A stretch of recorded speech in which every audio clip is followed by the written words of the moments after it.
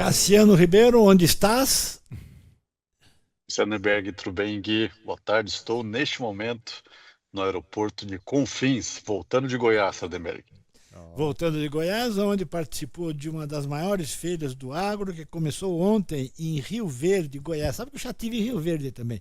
Fiquei impressionado com a pujança do agro na cidade, né? Na E região. você sabe que fazia muito tempo que eu não voltava lá, fiz questão de vir esse ano porque fazia muito tempo que eu não ia. E fiquei mais impressionado ainda, Sandberg, Impressionante, né? A porque cidade. é impressionante como cresce e rápido. É.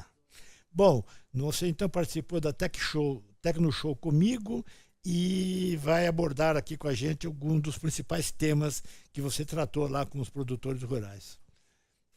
Exato, Sabernet. Tem alguns temas aí, eu acho que são bem importantes. Primeiro é sobre o diesel, né? A gente tem esse problema de alta do preço, subiu já mais de R$ 3 o litro em algumas regiões. Conversei com produtores, conversei também com um representante dos chamados TRRs, que são os transportadores e revendedores retalhistas. São empresas que têm aí autorização oficial para transportar, armazenar e também revender óleo diesel. E aí, a informação que eu tive é que realmente está havendo uma restrição nesse mercado, na oferta do diesel aos produtores. Não tem um problema de abastecimento, mas o que acontece é que, como o preço subiu, e tem esse risco aí, né, esse medo, esse temor dos produtores de não conseguir acessar o combustível, que é essencial aí para as atividades agrícolas, os TRRs estão percebendo uma movimentação maior. Então, os produtores estão buscando diversificar agora os fornecedores. Então, quem tinha parceria com algum TRR, apenas um, por exemplo, ele já está tentando se esquematizar para conseguir outros fornecedores, mas ao mesmo tempo parece haver uma especulação também nesse mercado, porque os próprios transportadores estão falando, bom, se eu não tinha parceria aqui com o Guilherme ou com o Sardenberg, eu não tenho por que assumir um compromisso de que eu vou fornecer diesel para ele, eu vou priorizar os meus clientes, os meus parceiros de longa data. Então, hoje não tem problema de oferta, mas tem uma restrição, tem um mercado aí um pouquinho mais cauteloso no sentido tanto de vender e muito mais aí quase um alvoroço por parte dos produtores de conseguirem garantir, né, um fornecedor e ter plano A, B e C caso falte combustível. Mas o fato é que o diesel subiu muito o preço já no campo e o produtor está bastante preocupado. E você falou também que tem um problema aí, uma questão da estratégia de compra de insumos para a próxima safra. E é o fertilizante, né? Basicamente, a gente está falando aí de uma safra que já foi plantada, a safra de milho agora no Brasil já está em campo, foi muito plantada, inclusive, fora de uma janela ideal de clima, então tem um risco aí por parte dos produtores que assumiram eh, esse plantio fora da janela, porque atrasou a chegada de chuva, atrasou a colheita da soja, atrasou o plantio do milho também. Então, muito milho foi plantado fora da janela ideal. E aí eu estava perguntando para os produtores, para as cooperativas, como é que eles estão lidando aí com esse cenário de risco e principalmente para a safra seguinte, considerando a alta dos fertilizantes por causa da guerra no Oriente Médio.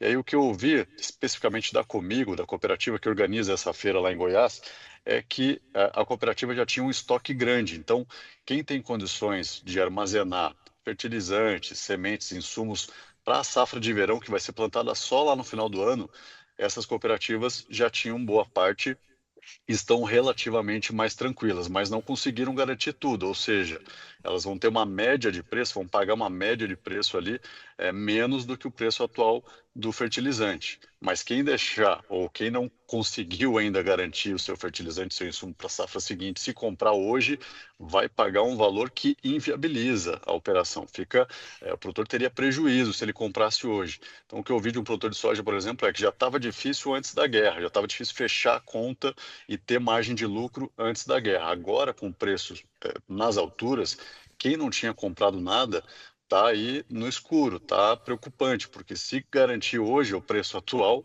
não fecha a conta. A Hum. expectativa do produtor é que o preço caia, que a guerra acabe, e aí ele tem aí um prazo O E7 Digital Security protege sua vida online. Navegue de forma privada, esteja sempre um passo à frente das no Brasil, e o preço caia, que a guerra acabe, e aí ele tem aí um prazo relativamente pequeno, porque a gente está falando de um produto que tem que chegar Aqui no Brasil, lá em agosto, setembro, no máximo, né? Quem planta em setembro, outubro ali tem que receber esse produto antes. Para ele receber, ele tem que fechar o contrato bem antes para essa empresa mandar o produto lá de onde vem. Produto que vem lá de é, fora, que vem lá do Irã, inclusive.